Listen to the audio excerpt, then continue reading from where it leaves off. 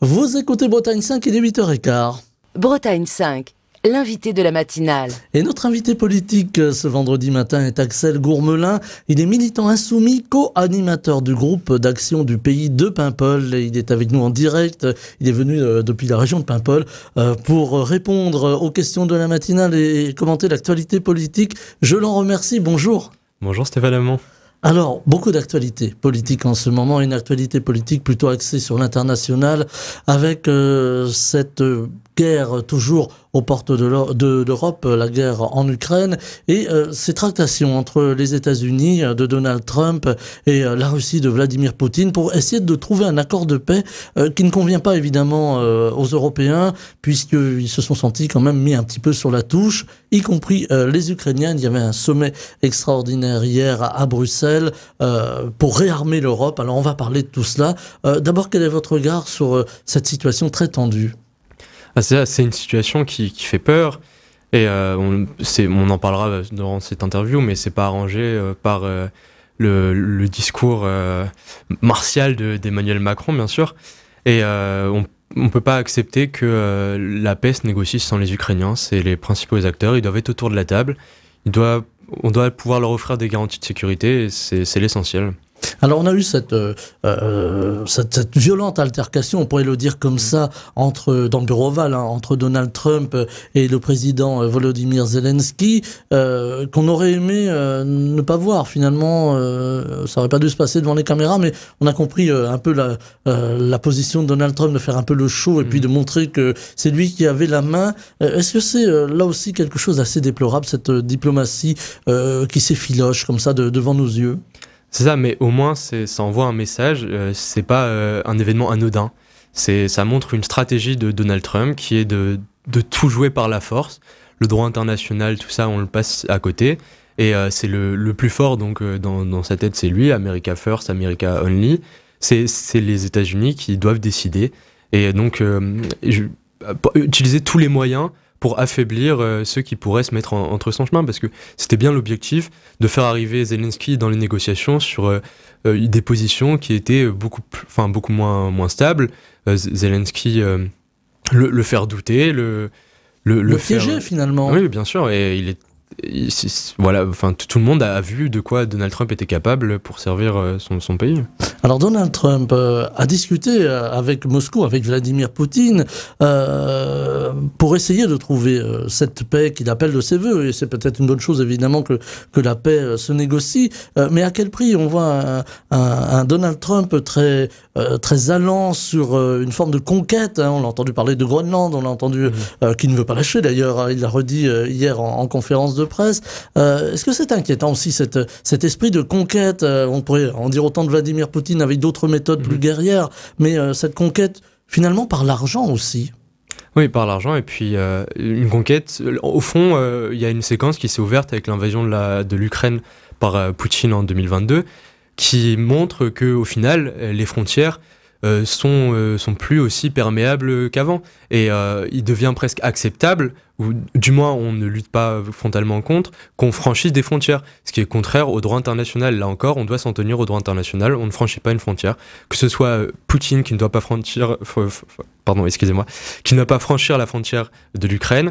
Après, on a vu Netanyahou franchir la frontière en Syrie, au Liban, sous l'indifférence générale. Et donc, forcément, Donald Trump se sent capable de le faire et menace d'annexer le Canada, le Groenland. Il veut s'approprier le golfe du Mexique, il appelle ça le golfe de l'Amérique. Et c'est pour ça qu'on ne peut pas accepter que qui que ce soit franchisse une frontière, et ça doit être un de nos principaux mots d'ordre. Et on tiendra bon dessus, on est obligé.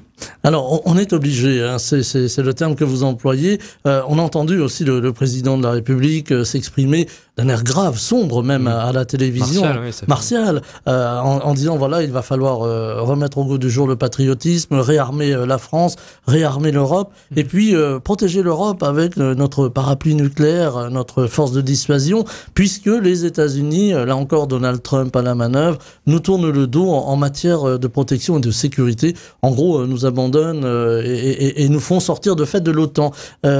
C'est un discours guerrier qui est quand même très inquiétant par les temps qui courent et cette recomposition géopolitique. Évidemment, il y a beaucoup de choses à dire sur le discours d'Emmanuel Macron. J'espère qu'on arrivera à parler de tous ces aspects. Mais vous avez le temps. Mais bien sûr. Mais moi, ce qui m'inquiète, c'est que Macron a parlé de la paix dans son discours. Il a dit qu'au final, dans le futur, il faudrait arriver à une paix durable. Donc c'est toujours l'horizon, on le repousse sans arrêt plus loin, et c'est maintenant qu'il faut construire la paix. C'est pas civis paces parabellum. Moi j'y crois pas. Si tu veux la paix, tu prépares la paix, tu prépares pas la guerre. Et la guerre n'est jamais une fin. Et c'est le message que je veux porter aujourd'hui. La guerre n'est jamais une fatalité. Ce n'est pas le moyen de résoudre les problèmes. La guerre n'amène que la guerre. Et si on veut la paix, il faut agir concrètement. Donc ça veut dire reconstruire un réseau de diplomatie. Moi, j'entends Emmanuel Macron qui veut se montrer comme ayant la solution pour tous les problèmes. Mais en attendant, c'est quand même la personne qui il pense se substituer aux diplomates, en fait. Il dissout le corps diplomatique. Comme ça fait moins de dépenses de l'État. Et puis, ça va être lui qui va régler les soucis. Alors, on a vu que depuis ces tentatives de discussion avec Poutine en 2022, même pour ça, il n'est pas très bon, Emmanuel Macron. Alors justement, que faire? Parce que préparer la paix, voilà, ça veut dire qu'on a quand même en face de nous un Vladimir Poutine armé jusqu'aux dents, en tout cas il le laisse paraître, une diplomatie plutôt exsangue, et puis de l'autre côté de l'Atlantique, un Donald Trump très va-t-en-guerre du point de vue économique. Comment faire pour arriver là aussi à un compromis de paix? Est-ce que l'Europe doit finalement s'armer diplomatiquement et pas forcément en armes de guerre, si vous me permettez le terme? Est-ce que c'est là-dessus qu'il faut travailler, ou est-ce qu'il faut quand même penser à s'armer pour dissuader le voisin russe peut-être de franchir le pas de la guerre? À chaque crise, au final, on essaye de voir la suite et on espère qu'il y a une prise de conscience. Moi, j'espère que ce qui se passe avec les États-Unis de Donald Trump vont nous ouvrir les yeux sur notre dépendance et notre alignement constant sur les positions des États-Unis d'Amérique qui défendent, eux, leurs intérêts. Il n'y a pas de... Les États-Unis libérateurs, ça n'existe pas. Les États-Unis défendent leurs intérêts économiques, leurs intérêts militaires, leurs intérêts diplomatiques. On le voit avec Donald Trump qui ne s'en cache pas, finalement. Et de façon très très cynique. Et c'est pour ça que notre position, hier comme aujourd'hui et encore plus pour demain, ça devra être d'être une France non alignée. Nous avons nos intérêts et nous devons construire la paix dans le plus d'endroits possible, mais on se fera respecter uniquement si jamais on n'est pas aligné sur aucune puissance. Non. Donc voilà, essayer de garder cette indépendance, cette souveraineté. Alors c'est un mot qui revient un peu au goût du jour aujourd'hui, la souveraineté. On a entendu là encore Emmanuel Macron parler de souveraineté européenne. Et on en parle des grands principes évoqués et on ne dit jamais comment. Voilà, alors c'est la question que j'allais vous poser. Comment garantir notre souveraineté? Là encore, est-ce qu'il faut garantir notre armement pour dire attention, venez pas nous embêter, on peut répondre? Ou est-ce que là encore, faut rester sur les positions et évoluer plutôt sur la chose diplomatique, essayer de discuter? Mais est-ce facile finalement de discuter avec Vladimir Poutine? Non, et puis évidemment... la diplomatie, c'est notre principale solution face à la guerre, face à la menace de guerre. Mais en même temps, on doit se préparer pour défendre, pour que notre pays puisse se défendre. Et donc, j'entends parler d'étendre le parapluie nucléaire. La première des souverainetés en matière de défense de la France, c'est notre dissuasion nucléaire. Et comment étendre le parapluie nucléaire, c'est ça qui est proposé. Avec qui? Parce que si jamais on l'étendre au niveau de l'Europe, donc ça veut dire que si la Lituanie est attaquée par Poutine, on envoie l'arme nucléaire. C'est ça qui... Est-ce qu'on pourrait discuter sérieusement de ce qui pourrait se passer? Il n'y a pas de position de commune sur la politique étrangère en Europe. Qu'est-ce que vous voulez? Vous voulez suivre l'Italie de Meloni, la Hongrie de Trump? Moi, j'aimerais bien qu'on parle de ces sujets de façon sérieuse. C'est grave ce qui peut se passer, et la France se défendra toujours mieux si jamais elle prend en compte ses intérêts et qu'elle défende son point de vue. Alors vous avez fait un petit lapsus très intéressant. Vous avez dit la Hongrie de Trump. On aura compris que c'était d'Orban. Voilà. Mais finalement, Donald Trump ou Viktor Orban, c'est les mêmes fonctionnements, ce sont les mêmes pensées, c'est le même populisme. Et populisme, oui, et c'est la pointe avancée du futur projet. Donald Trump ne délaisse pas les États-Unis, ce n'est pas vrai. Avec Elon Musk, ils ont un projet de propager leurs idées en Europe. Ce qu'ils délaissent, c'est l'Europe qui ne leur plaît pas. Mais si jamais l'Europe était une Europe réactionnaire, acquise aux idées de l'international réactionnaire qui s'organise partout avec leur pointe avancée en France, notamment Jordan Bardella et Marine Le Pen, ça lui irait tout à fait, et c'est à ça qu'il travaille. Quand Musk intervient dans des meetings de l'AfD, un parti néo-nazi, qui ne se cache pas du fait qu'il est l'héritier d'Adolf Hitler, on voit très bien quelle est sa position, et c'est pour ça que c'est vrai que c'est un lapsus intéressant finalement, parce que la Hongrie de Viktor Orban, c'est la pointe avancée de Donald Trump en Europe. Voilà, donc on a ce populisme qui monte, cette extrême droite qui monte un peu partout en Europe. Là aussi, c'est inquiétant pour la suite. Vous parliez de la suite tout à l'heure, et plus généralement pour la paix. Évidemment, oui. Mais finalement, il a ses alliés en Europe. Mais le véritable drame, c'est qu'après tout ce qui se passe, j'ai pas l'impression que les États-Unis, enfin les pays d'Europe renoncent vraiment à leur lien avec les États-Unis. Aujourd'hui, c'est 55% des armes que les États-Unis, enfin que les pays d'Europe, achètent qui proviennent des États-Unis. Et lorsqu'on nous parle des 800 milliards d'Ursula von der Leyen, le projet, c'est bien d'acheter des armes sur étagère, donc d'être encore dépendant des États-Unis. Donc on est dépendant quand on achète les armes, puis pour les faire réviser, pour les mises à jour, pour les logiciels. Donc finalement, sans vision claire, on sera toujours dépendant des États-Unis, et c'est pas juste dépendant des États-Unis, dépendant de leur volonté, dépendant de leur stratégie, dépendant de leur vision diplomatique, leur vision du monde, qui ne peut pas être la nôtre.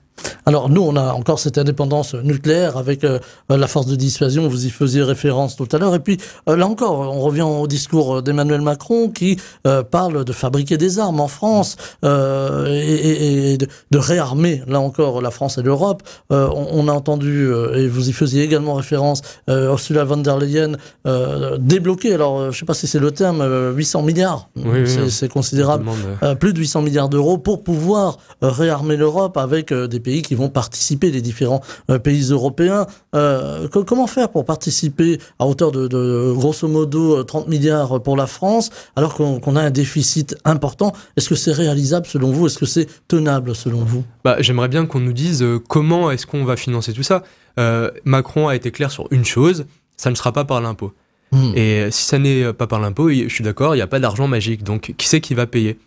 Ce sont les Français qui vont payer finalement. C'est ça, j'ai peur. J'ai entendu un responsable Jeune Horizon qui était sur votre antenne hier dire qu'il ne fallait pas sacrifier tous nos services publics et notre système social.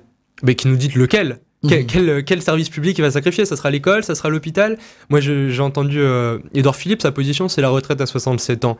Donc qu'on parte sur des programmes clairs. Nous, vous savez ce qu'on propose. On propose la retraite à 62 ans.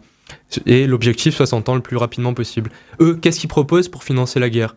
Et il faut réindustrialiser, on est d'accord. Donc par exemple, il faut renationaliser l'entreprise en ce moment qui fabrique, qui contribue à la dissuasion nucléaire. Il faut nationaliser les entreprises stratégiques et il faut avoir une vision claire.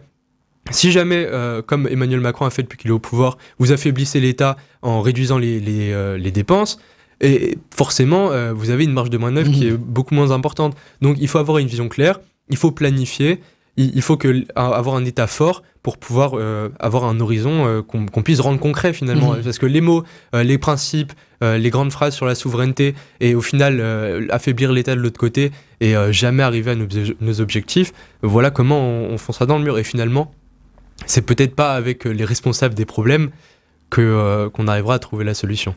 Alors d'un point de vue de l'armement et du réarmement et des dépenses militaires, on a entendu évoquer aussi cette possibilité d'un emprunt ou d'un livret A patriote. Hein, voilà, je mets les guillemets.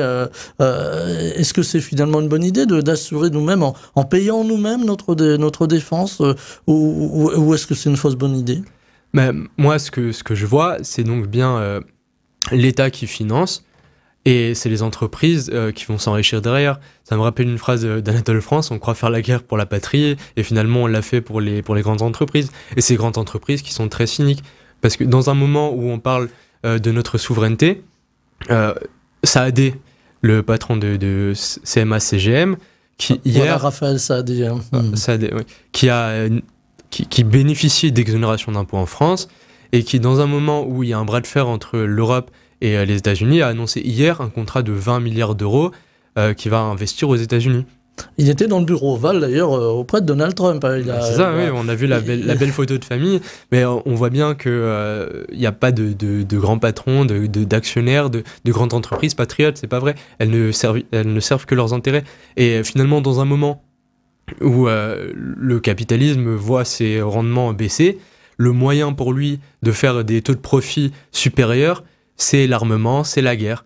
Et moi, j'ai bien peur que...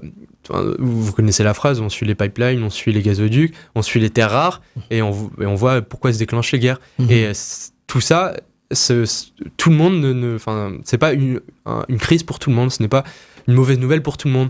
Il y a des entreprises, des grandes entreprises qui travaillent dans l'armement, qui voient ça d'un très bon œil, parce que ça leur permettra de faire beaucoup de profit. Alors avec quand même aussi nous autres qui sommes, j'allais presque dire, au bout de la chaîne, les Français sont très inquiets, on les entend à travers quelques sondages qui sont parus ces dernières heures dans la presse. Les Français sont très inquiets de ces bruits de guerre en Europe. On avait presque oublié l'idée même d'une guerre sur notre territoire. Il a fallu l'invasion de l'Ukraine par la Russie, ou en tout cas cette tentative d'invasion pour que la guerre revienne en Europe. Est-ce que finalement on s'est trop endormi sur nos lauriers pendant presque 80 ans depuis la fin de la Seconde Guerre mondiale? Est-ce que finalement on se dit voilà, plus jamais ça, plus de guerre, on oublie et ça n'arrivera plus? Est-ce que finalement on n'a pas eu j'allais dire le déclic pour se dire que la réalité pouvait être différente un jour?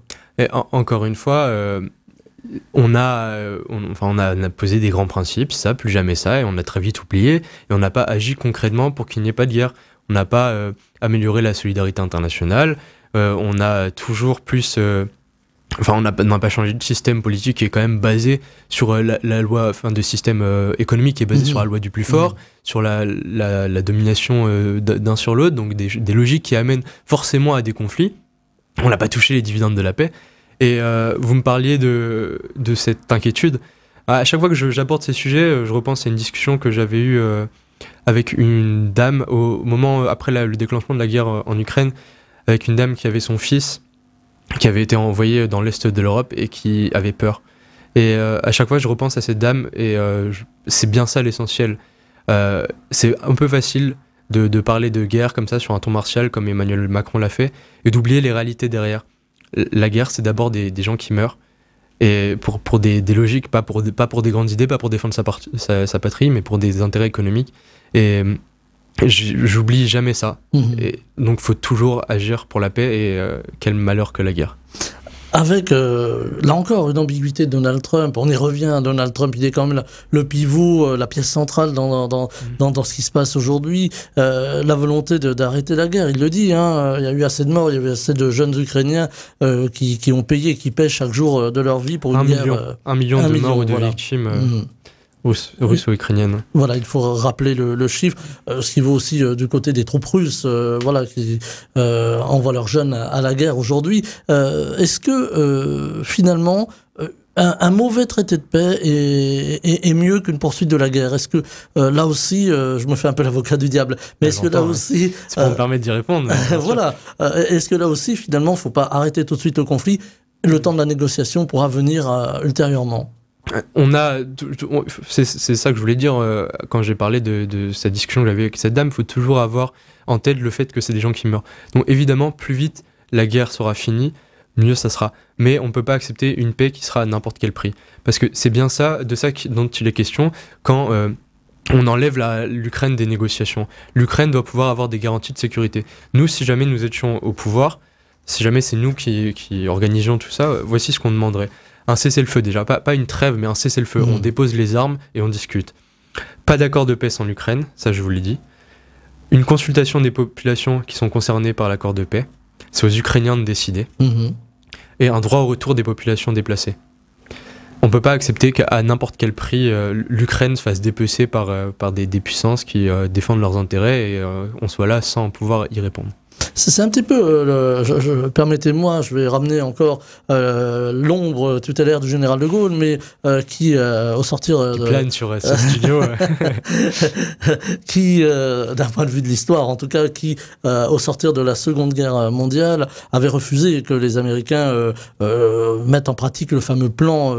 on va dire de paix, qui s'appelait l'AMGOT, qui était aussi un plan très financier, avec des billets américains qui avaient été... Rien n'est jamais gratuit avec les États-Unis. Et on a un petit peu l'impression, alors dans d'autres circonstances et d'une autre manière, que c'est ce qui va se passer en Ukraine si ce traité de paix américano-russe arrive au bout en tout cas à son terme.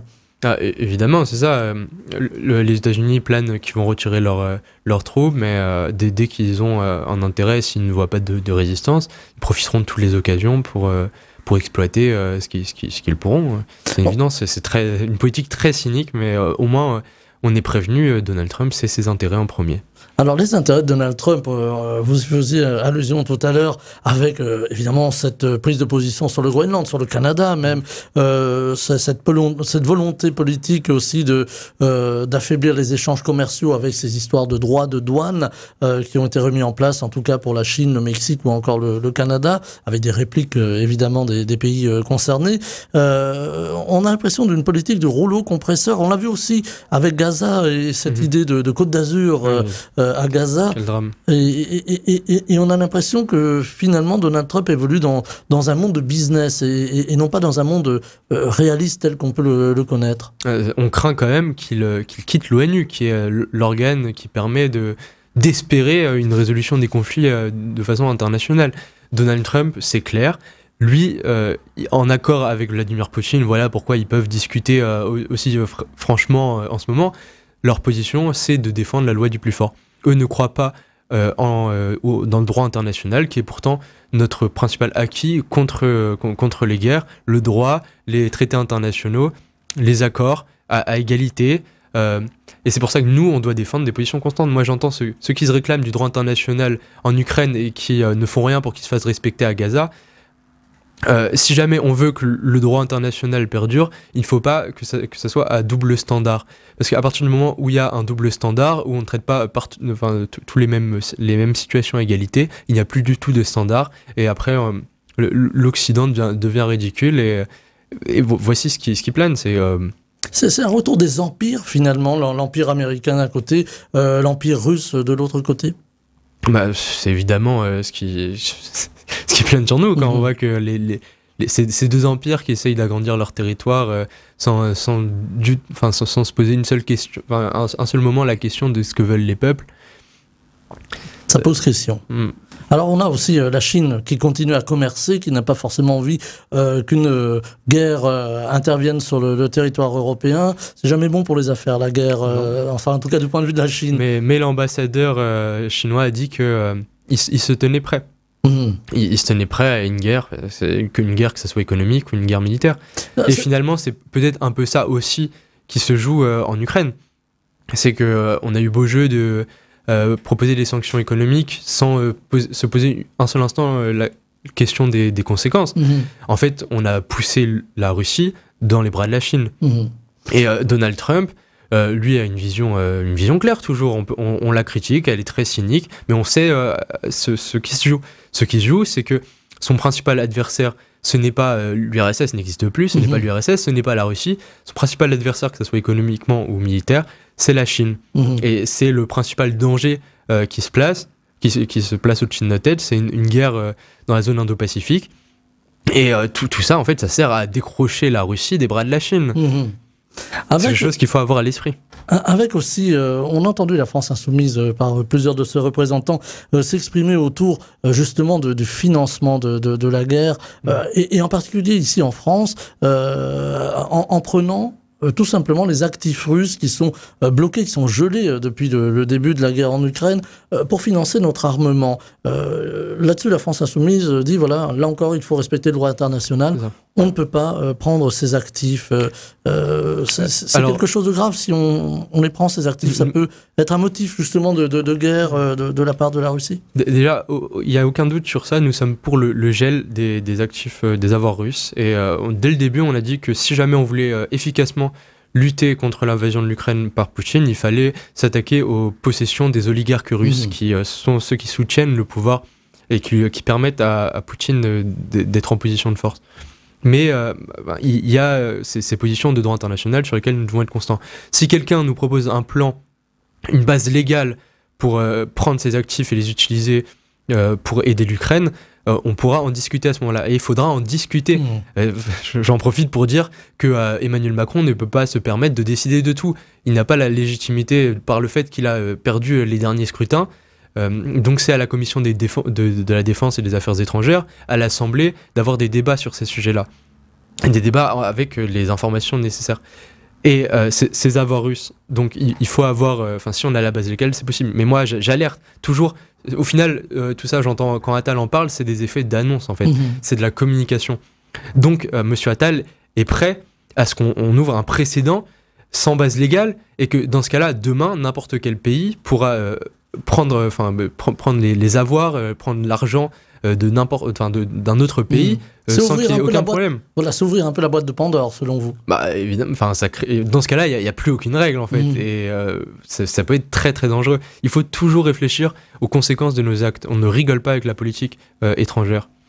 J'ai envie de parler aussi un peu de politique française. Il nous reste 5 petites minutes. 4 petites minutes, nous dit notre réalisateur qui tient le chronomètre. On a une situation politique en France, on en a parlé très souvent à ce micro, qui est assez fragile finalement, avec la composition de l'Assemblée nationale qui n'est pas très tranchée. Est-ce que là aussi, dans ce moment de faiblesse politique, on n'est pas un peu sur un fil avec, là encore, ça nous ramène à cette guerre possible en Europe. Si on n'a pas de stabilité dans le pays, comment prendre les grandes décisions finalement ?